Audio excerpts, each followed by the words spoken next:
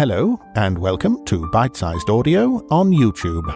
I'm Simon Stanhope, actor, audiobook narrator, and curator of this channel.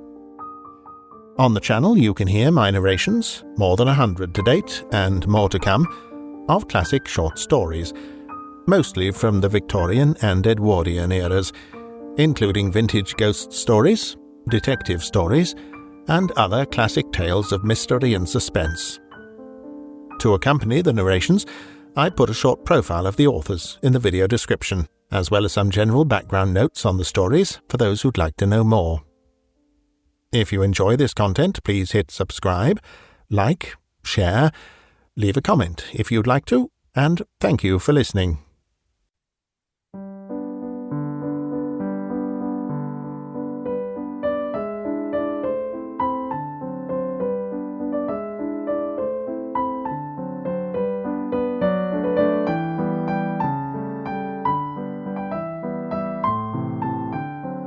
A Race with the Sun by L.T. Meade and Clifford Halifax. It was in the spring of 1895 that the following apparently unimportant occurrence took place. I returned home somewhat late one evening, and was met by my servant, Silver, with the words, "A lady, sir, a nun, I think, from her dress, is waiting for you in your study." "What can she want with me?" I asked. I felt annoyed, as I was anxious to get to work on some important experiments. "She is very anxious to have an interview with you, sir. She called almost immediately after you had gone out, and said if I would allow her she would wait to speak to you, as her mission was of some importance. I showed her into the study, and after a quarter of an hour she rang the bell and desired me to tell you that she would not wait now, but would call again later. She left the house, but came back about 10 minutes ago. I did not like to refuse her, and—" "Quite right, Silver. I will see to the matter," I answered.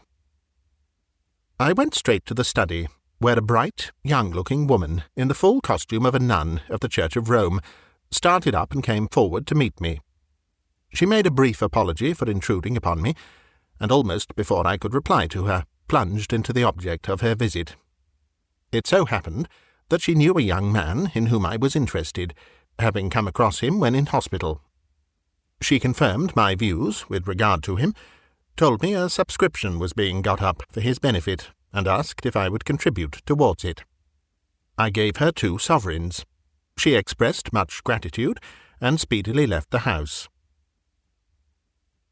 At this time I was lecturing in several quarters, and did not give another thought to such an apparently uninteresting event. In the autumn of the same year, however, I was destined to recall it with vivid and startling distinctness.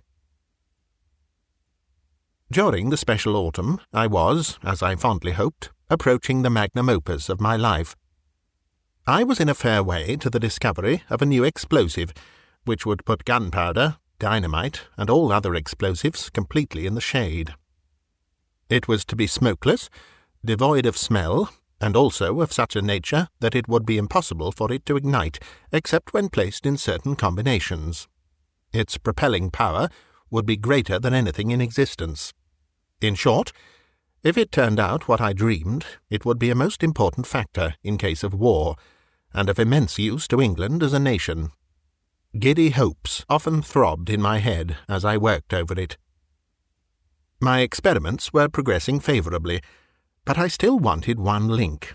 Try as I would, I could not obtain it. No combinations that I attempted would produce the desired result, and in much vexation of spirit I was wondering if, after all, the secret of my life would never reveal itself. When on a certain afternoon Silver opened the door of my laboratory and announced 2 visitors. This was an unusual thing for him to do, and I started up in surprise and some involuntary annoyance. A tall man had entered the room. He was dark, with the swarthy complexion of a gypsy. His eyes were small, closely set and piercing. He had a long beard and a quantity of thick hair falling in profusion round his neck.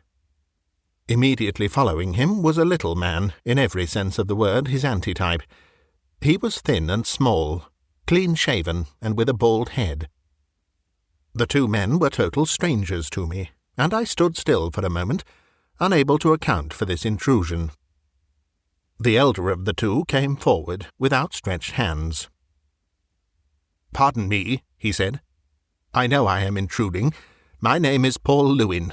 This is my friend Karl Kruse. We have had the pleasure of listening to your lecture at the Royal Society, and have taken these unceremonious means of forcing ourselves upon you, for you are the only man in England who can do what we want." "Pray, sit down," I said to them both. I hastily cleared 2 chairs, and my uninvited guests seated themselves. Lewin's face seemed fairly to twitch with eagerness, but Kruse, on the contrary, was very quiet and calm. He was as immovable in expression as his companion was the reverse. The elder man's deep-set eyes flashed. He looked me all over, from head to foot. "You are the only person who can help us," he repeated, breathing quickly as he spoke. "Pray explain yourself," I said to him. "I will do so, and in a few words. Mr. Kruse and I heard you lecture in the early part of last summer. From hints you let drop, it became abundantly clear to us both that you were in the pursuit of a discovery which has occupied the best part of both our lives. We are in a difficulty which we believe that you can explain away. We had hoped not to ask you for any assistance, but time is precious. Any moment you may perfect your most interesting experiments. In that case, the patent and the honour would be yours, and we should be out of it. Now, we don't want to be out of it, and we have come here to ask you frankly if you will cooperate with us." I felt the warm blood rushing into my face. "I don't understand you," I said. "To what discovery do you allude?"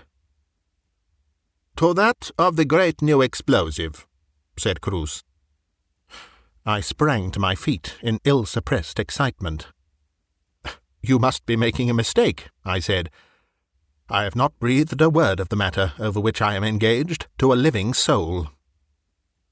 "You dropped hints at your lecture which made it plain to us that you and we were on the same track," said Kruse. "But here, I can prove the matter." He took a notebook hurriedly out of his pocket and began to read from it. I listened to him in dismay and astonishment. There was not the least doubt that these men were working on my own lines.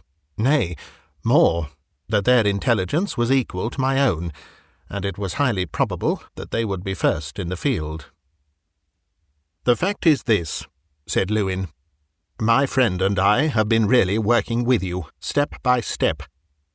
While you have been perfecting your great explosive in your London laboratory, we have been conducting matters on a larger and freer scale in our more extensive laboratories off the Cornish coast. The solitude of our place, too, enables us to test our explosive in the open air. Now, we know exactly the point to which you have come, and your present difficulty is—" He dropped his voice to a semi-whisper. "You are trying to combine certain gases to produce a certain result. Now, we have discovered what you want, but our explosive is still far from perfect, owing to the instability of nitrogen chloride." He dropped his voice again. "You can help us," he said abruptly. "I see by your face that you have certain information which will be valuable to us. Now we, on our side, have information which will be of immense benefit to you. Will you join us in the matter? You have but to name your own price." I could not help staring at Lewin in astonishment. He started impatiently from his seat. "This is the state of the case, sir," he continued. "Our lives have been spent over this matter. It is a great work, a magnificent discovery. It is nearly complete. When absolutely completed, we intend to offer it to the German government for something like £1 million sterling. But there is a probability that you may be first in the field. If you patent your discovery before ours, we are done men. Will you be content to work with us, or—" He stopped. His face was crimson, His eyes seemed to start from his head. "My friend is right," said Cruce. "But he is far too excitable. I have told him so over and over. We know of your discovery, Mr. Gilchrist. We believe that you can help us, and we know that we can help you. We are working on the same lines. The discovery of this new explosive means money, a very large fortune, and fame. Now, we don't mean to resign our own share in this without a struggle, but we are satisfied to go hand in glove with you. Will you visit us in Cornwall and help us with our experiment? We will impart to you gladly what we know, on condition that you, in your turn, give us information. You thus see that between us the discovery is complete. Without our united efforts, it may be a very long time before it is ready for use. Let us go shares in the matter." "I am not working at this thing for money," I said. "I am an unmarried man, and have as much money as I need. When my discovery is complete, I shall offer it to the English government. They can do what they please with it. My reward will be the gain which it will give to my country. This is a time of peace, but on all hands men are armed to the teeth. The discovery of this explosive, if it means all that I hope it may mean, will be a most important factor in case of war." Cruce laughed somewhat nervously. "We are not so quixotic as you are," he said. "I have a wife, and my friend Lewin has large claims upon him, which make it essential that he should make money where he can. Now, will you come to terms or not? The fact is this. Our knowledge is indispensable to you. Your knowledge is indispensable to us. Shall we go shares or not?" I thought for a little.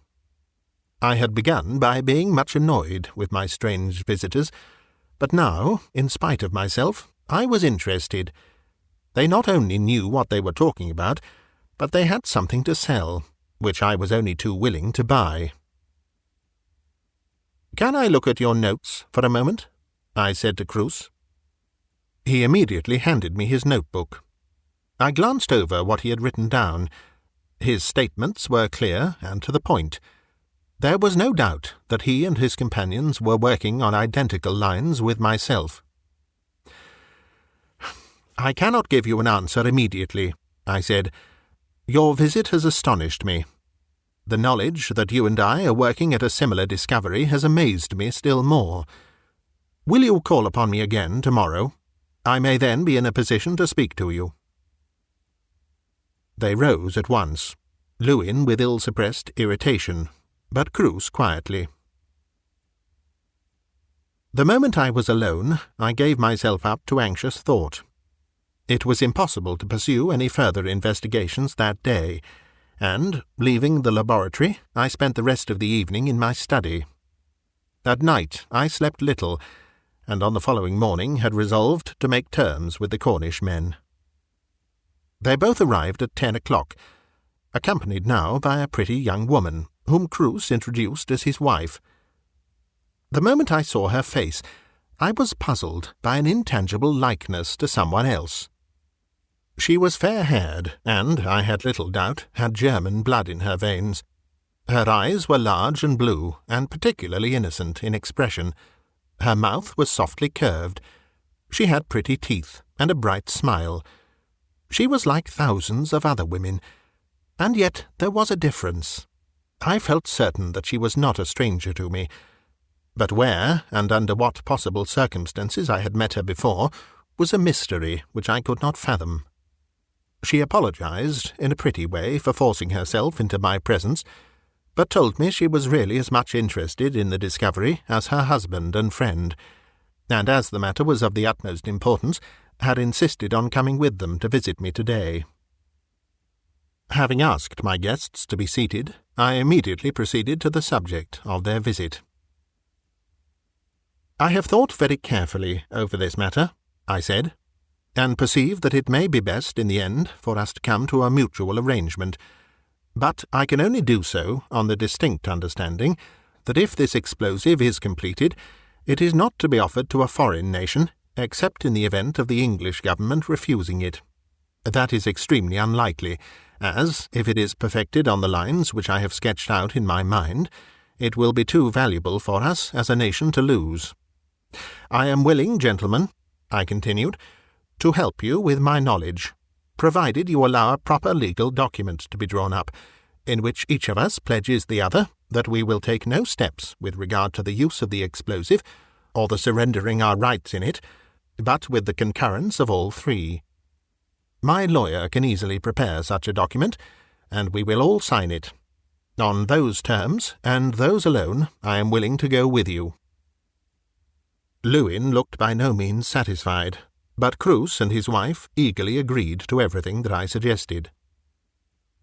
"It is perfectly fair," said Mrs. Cruse, speaking in a bright, crisp voice.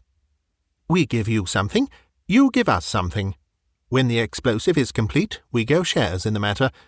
We are willing to sign the document you speak of. Is it not so, Carl?" "Certainly," said her husband.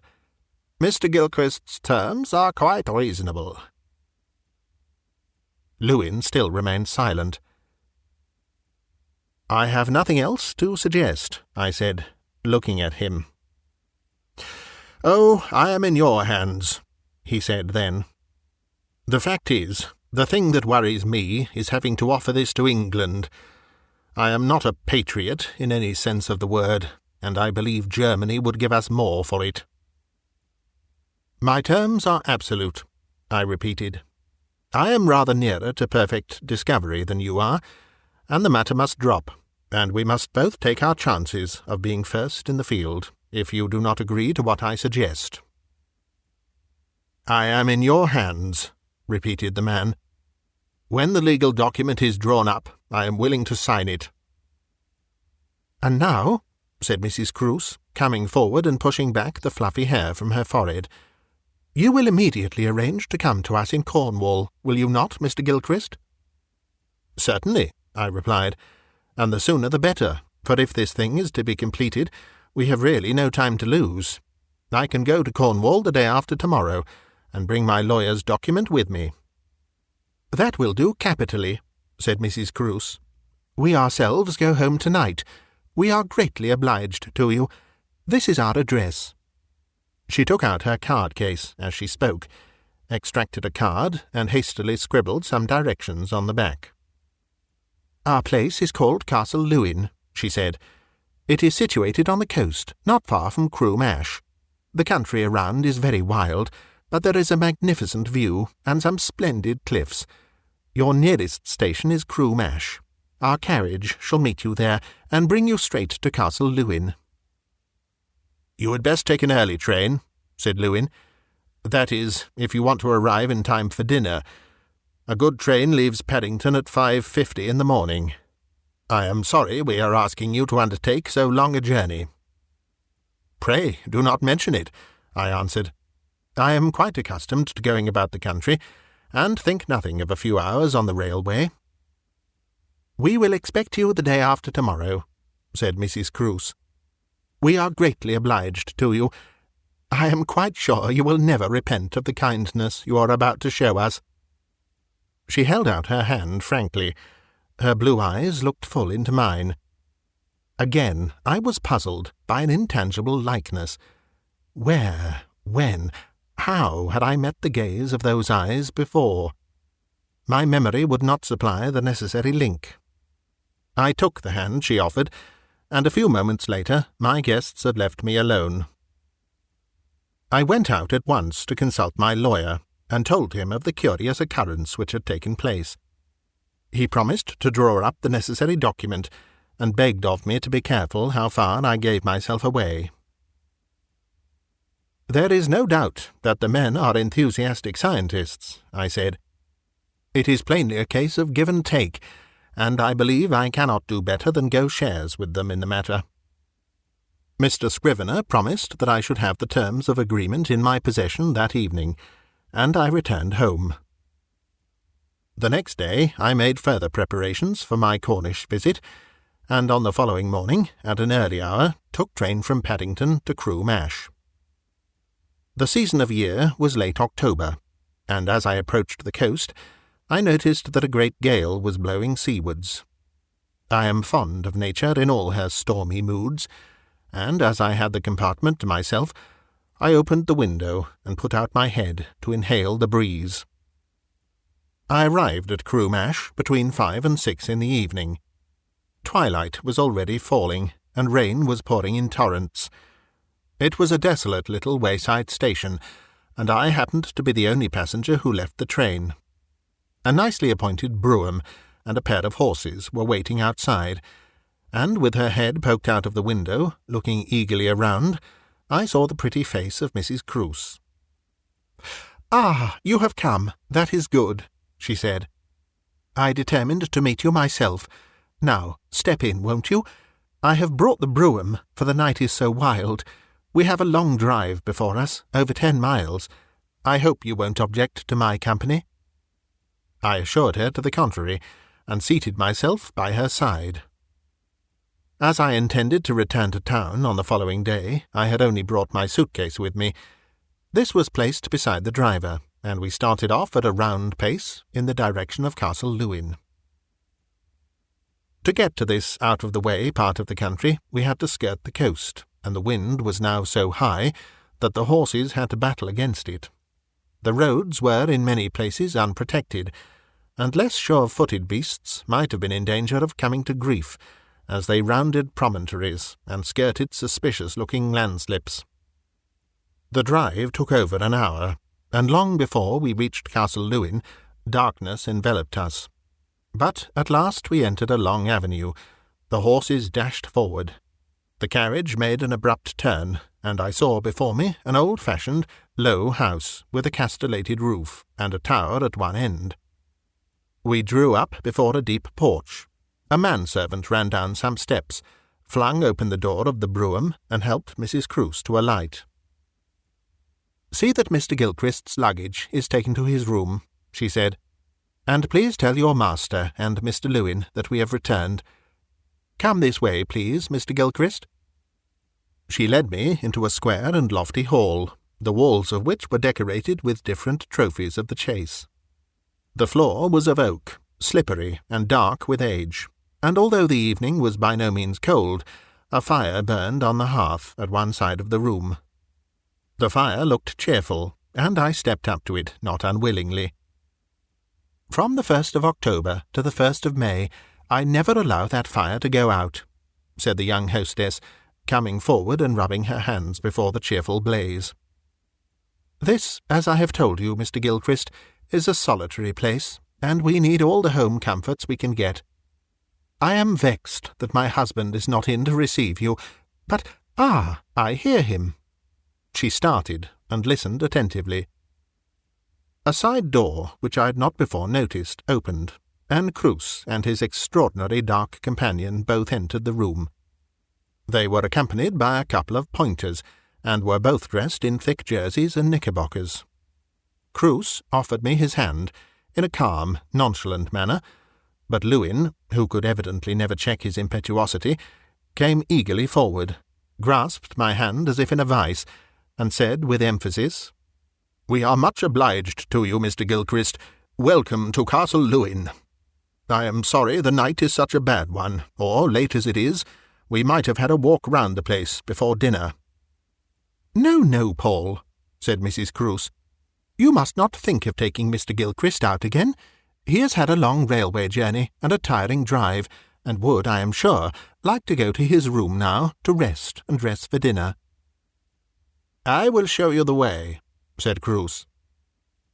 He took me up a low flight of stairs. We turned down a corridor, and he threw open the door of a pleasant, modern-looking bedroom. A fire blazed here also. The curtains were drawn at the windows, and the whole place looked cheery and hospitable. My host stepped forward, stirred up the fire to a more cheerful blaze, put on a log or two, and telling me that dinner would be announced by the sounding of a gong, left me to my own meditations. I stood for a short time by the fire, and then proceeded to dress. By and by the gong sounded through the house, and I went downstairs into the hall. The pointers were lying in front of the fire, and a great mastiff had now joined their company. The mastiff glanced at me out of two bloodshot eyes, and growled angrily as I approached. I am always fond of dogs, and, pretending not to notice the creature's animosity, patted him on his head. He looked up at me in some astonishment. His growls ceased. He rose slowly on his haunches, and not only received my caresses favourably, but even went the length of rubbing himself against my legs. At this moment, Mrs. Cruce, in a pretty evening dress, tripped into the hall.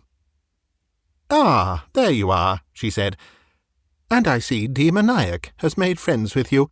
He scarcely ever does that with anyone." At this instant, Lewin and Cruce entered the hall. I gave my arm to Mrs. Cruce, and we went into the dining-room. During dinner the gale became more tempestuous, and Cruce and his wife entertained me with tales of shipwreck and disaster.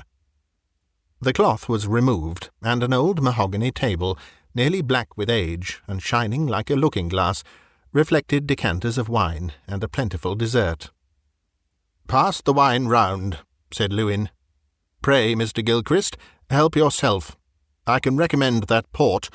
It has been in bins at Castle Lewin since '47, and is mellow enough to please any taste." So it was, being pale in colour, and apparently mild and harmless as water. I drank a couple of glasses, but when the bottle was passed to me a third time, refused any more. "I never exceed 2 glasses," I said, "and perhaps, as we have a good deal to do and to see—" "I understand," said Mrs. Cruce, who was still seated at the table. "We will have coffee brought to us in my husband's study. Shall we go there now?" She rose as she spoke, and we followed her out of the room. We crossed the hall, where the fire still smouldered on the hearth, and entered a large, low-ceilinged room at the opposite side. Here lamps were lit, and curtains drawn. The place looked snug and cheerful. "We may as well look over your document before we repair to the laboratories, Mr. Gilchrist," said Cruce. "I gather from what you said in town that you do not care to impart any of your knowledge to us until we have signed the agreement." "I have brought it with me," I answered. "With your permission, I will go and fetch it." I left the room, went up to my bedroom, took my lawyer's hastily prepared agreement from its place in my suitcase, and returned to the study. As I did so, the following words fell upon my ears. "It will be the 3rd cup, Carl. You will not forget." I could not hear Cruce's reply, but the words uttered by his wife struck on my ears for a fleeting moment with a sense of curiosity. Then I forgot all about them. The full meaning of that apparently innocent sentence was to return to me later. Lewin, who was standing on the hearth with his hands behind him, motioned me to a chair. Mrs. Cruce sat down by the table. She leant her elbows on it, revealing the pretty contour of her rounded arms. Her eyes were bright, her cheeks slightly flushed. She certainly was a very pretty young woman. But now, as I gave her a quick, keen glance, I observed for the first time a certain hardness round the lines of her mouth, and also a steely gleam in the blue of her eyes, which made me believe it just possible that she might have another side to her character. As I looked at her, she returned my gaze fully and steadily. Then, raising her voice, she spoke with some excitement. "Carl," she said, "Mr. Gilchrist is ready, and we have no time to lose. Remember that tonight, if all goes well, we perfect the great explosive. Now then, to work." "Here is the agreement," I said, taking the lawyer's document out of its blue envelope. "Will you kindly read it? We can then affix our signatures, and the matter is arranged." Cruce was the first to read the document. I watched his eyes as they travelled with great speed over the writing. Then he drew up his chair to the table and dipped his pen in ink, preparatory to signing his signature. "Hold a moment," I said. "We ought to call in a servant to witness this." A slightly startled look flitted across Mrs. Cruce's face, but after an instant's hesitation she rose and rang the bell. The footman appeared. He watched us as we put our names at the end of the paper, and then added his own signature underneath. When he had left the room, Cruce spoke. "Now that matter is settled," he said, "and we can set to work. You know, I think, Mr. Gilchrist, exactly how far we have gone." Here he produced his pocket-book and began to read aloud. I listened attentively. Mrs. Cruce and Lewin stood near. I noticed that Mrs. Cruce breathed a little quicker than usual. Her breath seemed now and then to come from her body with a sort of pant. "At this point we are stuck," said Cruce, pulling up short. "We have tried every known method, but we cannot overcome this difficulty." "And for the success of the experiment," I interrupted, "it is almost an initial knowledge." Quite so," said Lewin. "I can put you right," I said. "You are working with a wrong formula. You do not know, perhaps." I then began to explain to them the action of a substance as yet never used in the combination in which I had worked it. I was interrupted in my speech by Cruce. "Anna," he said, "get paper. Write down slowly and carefully every word that Mr. Gilchrist says. Now then, sir, we are ready to listen. Are you all right, Anna?" "Quite," she answered. I began to explain away the main difficulty. Mrs. Cruce wrote down my words one by one as they fell from my lips. Now and then she raised her eyes to question me, and her use of technical terms showed me that she was completely at home with the subject. "By Jove, why did we not think of that for ourselves?" said Lewin, interlarding his remarks with a great oath. "We are extremely obliged to you, Mr. Gilchrist," said Cruce. "This sweeps away every difficulty. The discovery is complete." "Complete? I can scarcely believe it," said Mrs. Cruce. At this moment the servant entered with coffee. It was laid on the table, and we each took a cup. "You told me," I said, when I had drained off the contents of the tiny cup which had been presented to me, "that you have failed in this initial difficulty, and yet you have conquered in a matter which baffles me." I then named the point beyond which I could not get. "Yes, we certainly know all about that," said Cruce. "You will give me your information?" "Of course, but the best way of doing so is by showing you the experiment itself." "That will do admirably," I replied. "If you are ready, we will go now," said Mrs. Cruce. She started up as she spoke and led the way. We left the study, and going down some passages found ourselves in the open air. We were now in a square yard, surrounded on all sides by buildings. Lewin walked first, carrying the lantern. Its light fell upon an object which caused me to start with surprise. This was nothing less than a balloon about 20 feet in diameter, which was tied down with ropes and securely fastened to an iron ring in the pavement. It swayed to and fro in the gusts of wind. "Helloa!" I cried in astonishment. "What is this?" "Our favourite chariot," answered Mrs. Cruce with a laugh. "Wait a moment, Paul, won't you? I want to show our balloon to Mr. Gilchrist. Is it not a beauty?" she added, looking in my face. "I do not see any car," I replied. "The car happens to be out of order. You do not know, perhaps, Mr. Gilchrist, that I am an accomplished aeronaut. I do not think I enjoy anything more than my sail in the air. It was only last Monday." "My dear Anna, if you get on that theme, we shall not reach the laboratories tonight," interrupted her husband. "This way, please, Mr. Gilchrist." He opened a door as he spoke, and I found myself in a large laboratory, fitted up with the usual appliances. Cruce and his companion Lewin began to show me round, and Mrs. Cruce stood somewhere near the entrance. The laboratory was full of a very disagreeable smell. Cruz remarked on this, and began to explain it away.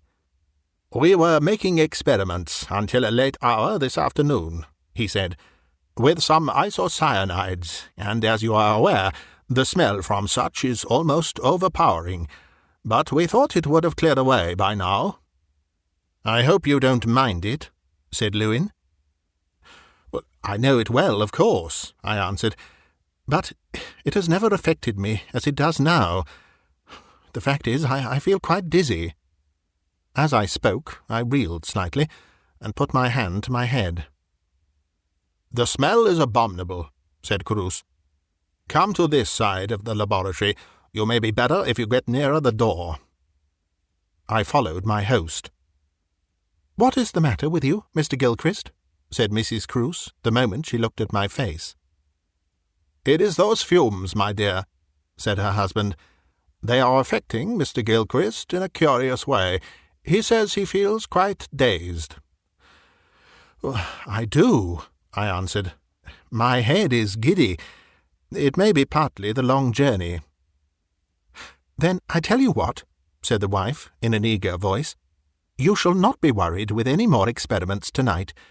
The best thing you can do is to go straight to bed, and then in the morning the laboratory will be fresh and wholesome. Carl and Paul Lewin will experiment for you in the morning to your heart's content."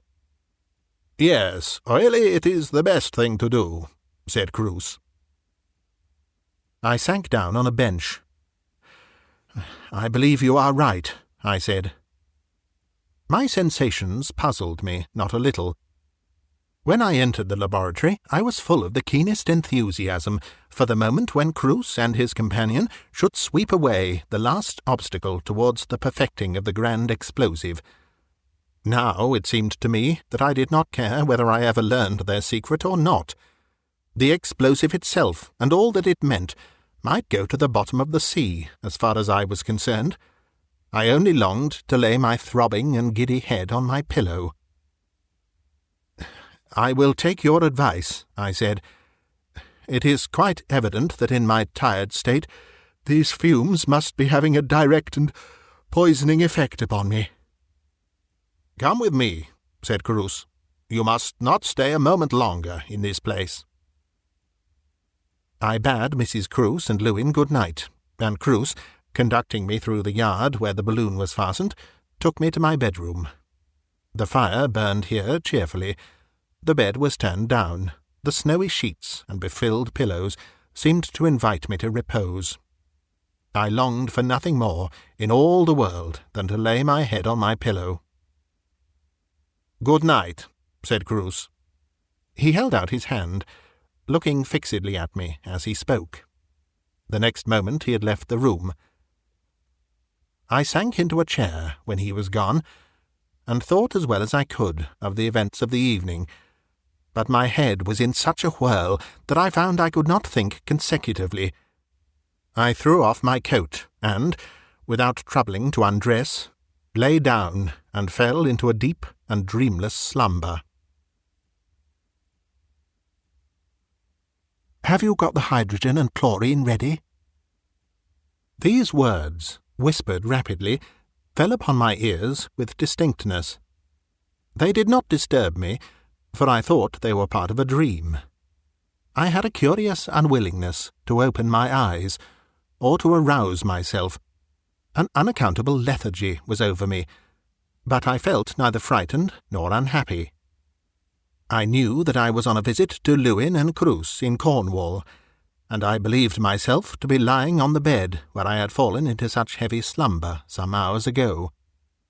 I felt that I had slept very deeply, but I was unwilling to awake yet, or stir in any way. It is true I heard people bustling about, and presently a vessel of some kind fell to the floor with a loud clatter. A woman's voice said, "Hush, it will arouse him." And then a man made a reply, which I could not catch. My memory went on working, calmly and steadily. I recalled how the evening had been passed, the signing of the document, the balloon in the yard, the horrible smell in the laboratory. Then I remembered, as if I heard them over again, Mrs. Cruce's words when I returned to the study. "It will be the third cup." What did she mean? Why should I be bothered with this small memory now? I never wanted to sleep as I did at this moment. I had never felt so unaccountably, so terribly drowsy. "I hope that noise did not wake him," said a voice, which I knew was no echo of memory, but a real voice.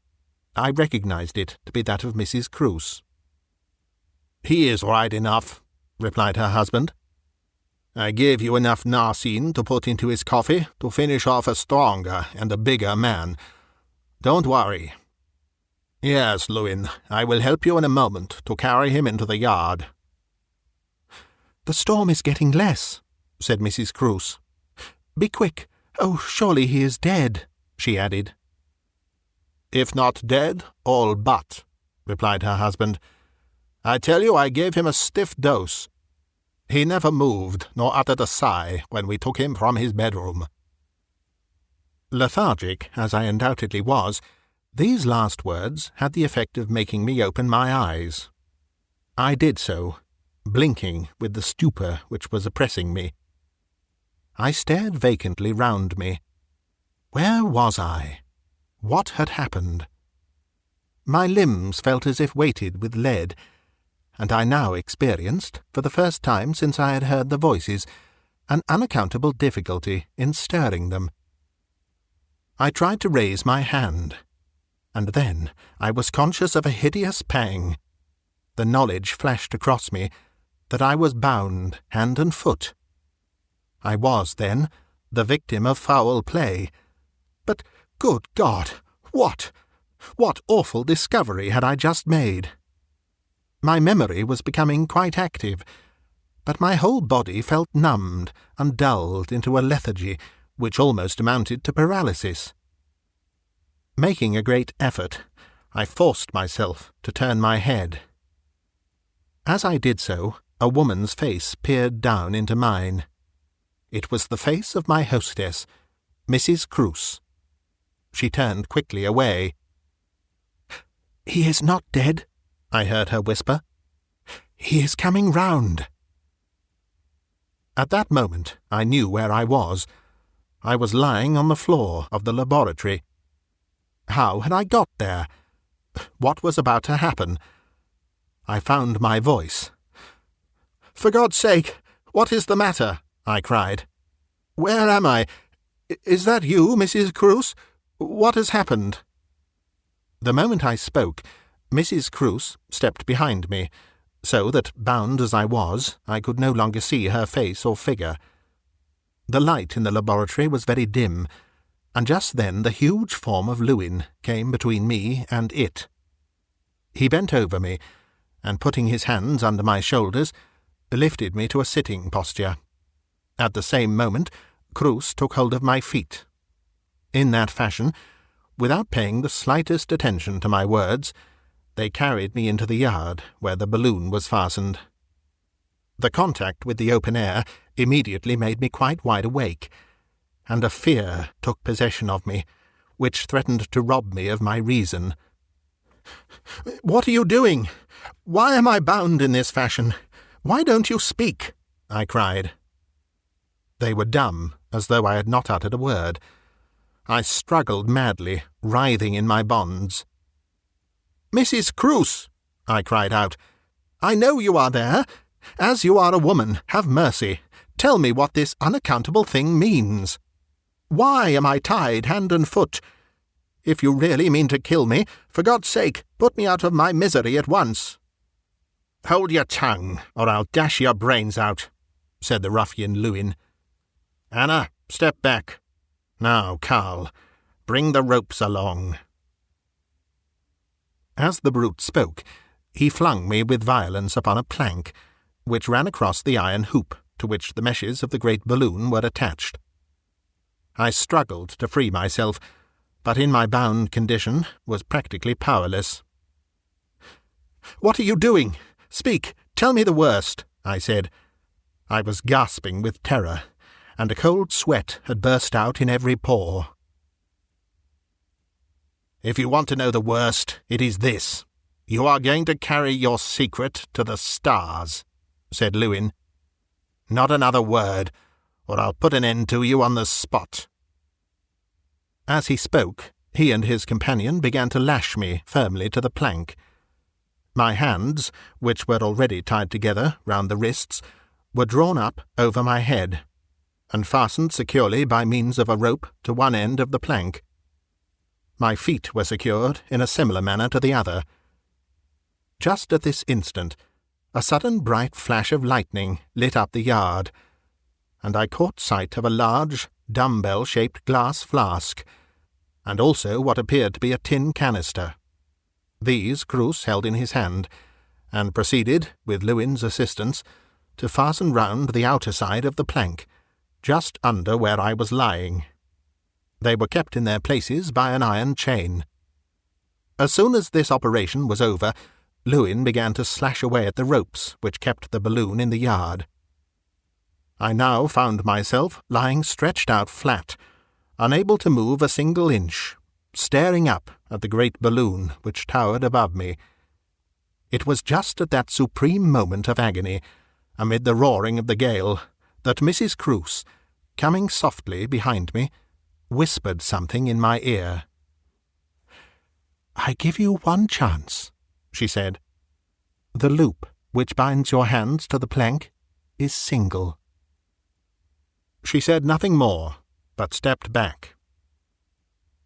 The next instant, amid a frightful roar of thunder, the balloon was lifted from its moorings and shot up into the night.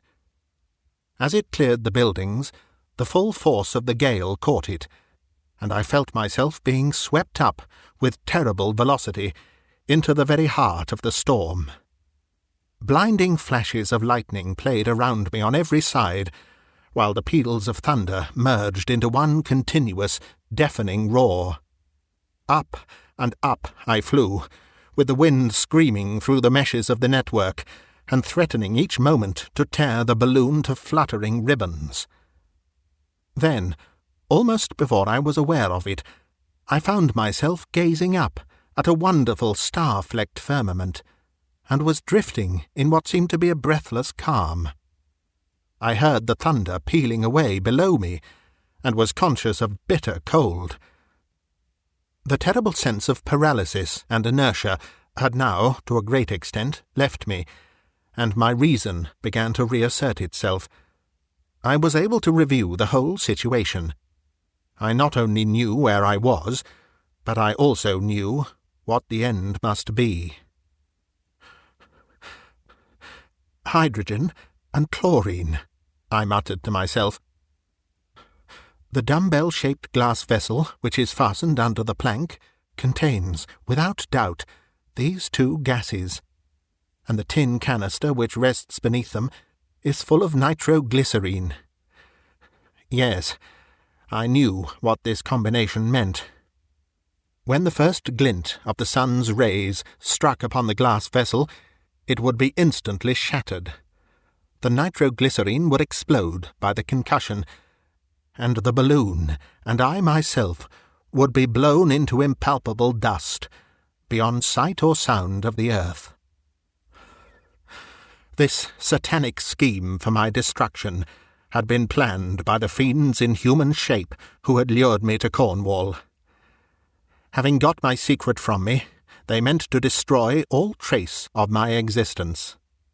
The deadly poison narcine had been introduced into my coffee.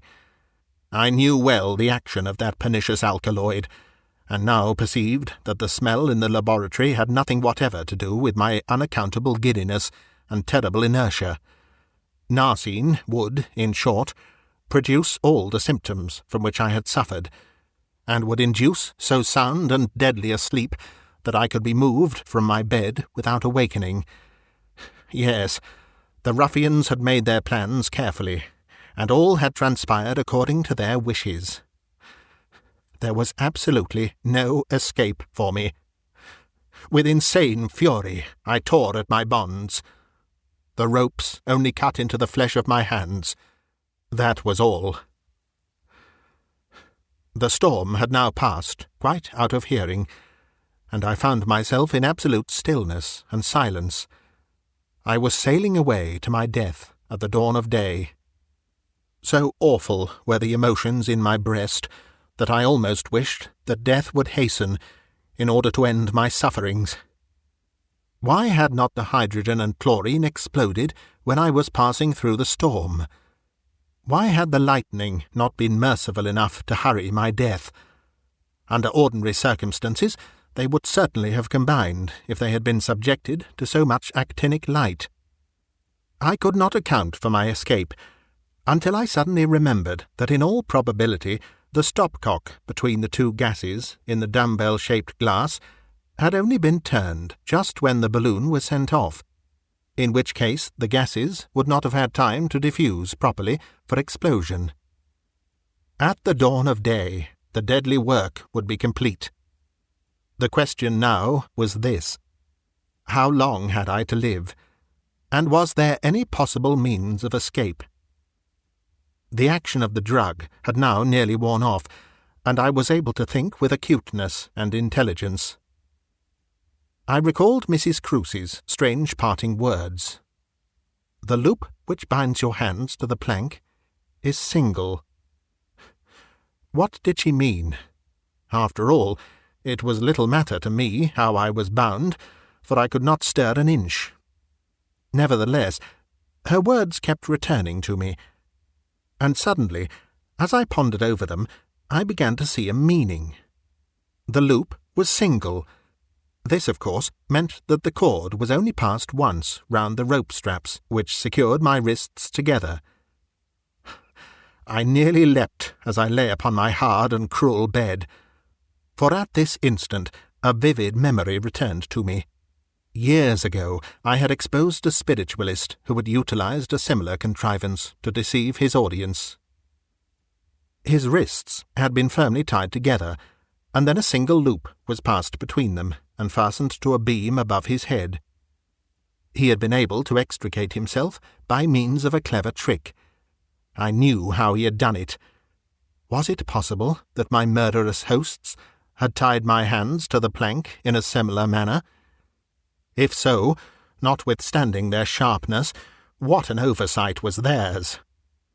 In desperate excitement, I began to work the cord between my wrists up and up between my palms, until I could just reach it with my little finger, and by a supreme effort slipped it over my left hand. Great God! I was free! I could now move my hands, although they were still tightly tied together round the wrists. In frantic despair, I began to tug and tear at the cords which bound them. Cutting hard with my teeth, I at last managed to liberate my hands, and then my next intention was to unfasten the horrible explosive from the plank. Here, however, I was met by what seemed to be an insuperable difficulty. The glass vessel and the tin canister had been secured round the plank by means of a chain, which was lashed in such a manner that by no possible means could I undo it. I was now free to move, but the means of destruction were still close to me. How long had I before the sun would rise? Even now, the light in the heavens was getting stronger and stronger. What should I do? My hands were free, and I could sit up. In another moment I had managed to untie the cords from my legs, and then, with many a slip and struggle, I contrived to clamber up the network till I came to the balloon itself, when I set to work to tear at the silk with my nails and teeth, like a man possessed. After almost superhuman efforts, I managed to make a very small hole in the silk. This I enlarged first with my finger, and then with my whole hand, tearing away the silk in doing so, till I had made a huge rent in the side of the balloon. As soon as this happened, I knew that the balloon would slowly but surely begin to descend. The question now was this: how soon would the sun rise? Perhaps in an hour, but I thought sooner. The murderous explosive was so secured to the plank that there was not the smallest chance of my getting rid of it. My one and only chance of life was to reach the ground before the sun got up. If this did not happen, I should be blown to atoms. The stars were already growing faint in the heavens, and, sitting on the plank, holding the meshes of the balloon on either side, I ventured to look below me.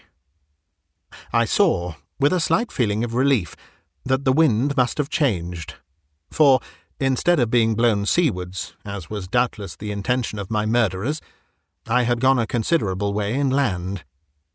I could see objects, trees, villages, solitary houses dotted in kaleidoscope pattern beneath me. It seemed to me as I gazed that the world was coming up to meet me. Each moment the trees, the houses, assumed more definite shape. Within a quarter of an hour I saw that I was only about 600 feet from a large park into which I was descending. A grey, pearly tint was now over everything.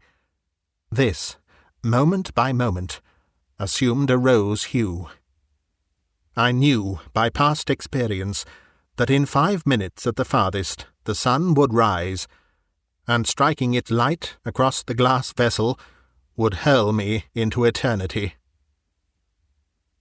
In an agony of mind, I once more directed all my attention to the terrible explosive. I knew that in this fearful race between me and the sun must win, unless I could do something. But what? That was the question which haunted me to the verge of madness. I was without my coat, having been lashed onto the plank in my shirt, or I might have tried to cover the dumbbell glass from the fatal light. The feasibility of breaking the glass vessel, and so allowing the gases to escape, also occurred to me for an instant, but I was afraid to try it. First, because I had only my fists to break it with, and second, if I did, the blow might explode the nitroglycerine. Suddenly, I uttered a shout, which was almost that of a crazy person. What a fool I was not to have noticed it before! There was a means of deliverance. By no possible method could I unfasten the iron chain which secured the infernal machine to the plank, but the plank itself might be unshipped. I observed that it was secured to the iron hoop by thick and clumsy knots of rope. With all the speed I could muster, for seconds were now precious, I gently worked the chain along the plank till it and the infernal machine had reached one end. I noticed with joy that here the chain was loose, as the plank was thinner. Seating myself on the hoop, and clinging to the meshes with one hand, I tore and tugged away at the knots which secured the plank with the other. Merciful God! They were giving way. In another instant the plank fell, hanging to the hoop at the opposite side, and, as it did so, the infernal machine slipped from the free end, and fell. I was now within 300 feet of the earth, and, clinging for bare life to the meshes of the balloon, I looked below. There was a sudden flash, and a deafening roar. In mid-air, as it fell, the machine exploded, for the sun had just risen. In another moment, my feet had brushed the top of a huge elm tree, and I found myself close to the ground. Seizing the opportunity of open space, I sprang from the balloon, falling heavily on the wet grass. The instant I left it, the balloon, relieved from my weight, shot up again into space, and was lost to view behind the trees. I watched it disappear, and then consciousness forsook me. I was picked up by a gamekeeper, who conveyed me to his own cottage, where I was well and carefully nursed, for the exposure and shock which I had undergone induced a somewhat severe illness. When the fever, which had rendered me delirious, abated, my memory came fully back, and I was able to give a faithful and circumstantial account of what had occurred to a neighbouring magistrate. Immediately on hearing my story, the Superintendent of Police in London was telegraphed to, and a detachment of his men went to Castle Lewin, but they found the place absolutely deserted.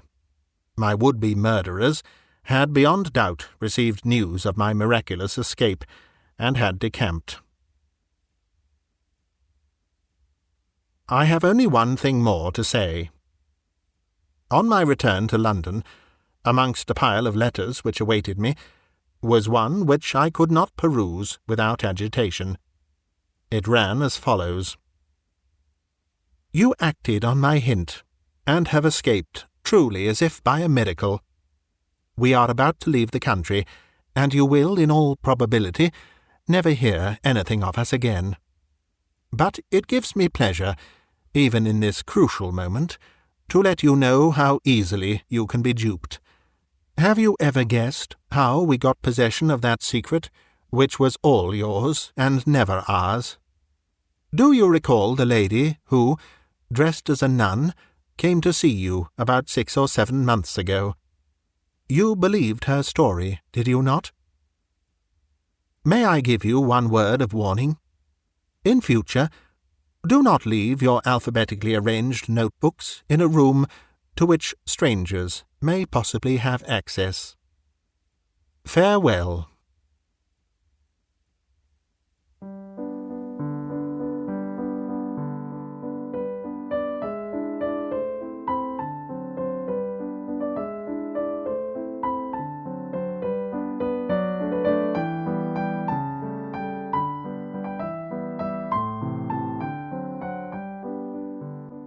You've been listening to a bite-sized audiobook, read by me, Simon Stanhope. If you'd like to help me to keep producing new content, you can find links in the video description to my Patreon page, or to buy me a coffee. Another way to support me is through my Bandcamp page, bitesizedaudio.bandcamp.com, where you can hear my narrations of many more classic short stories, and you can also purchase and download them to keep. This recording is copyright Bitesized Audio 2023. Thank you for listening.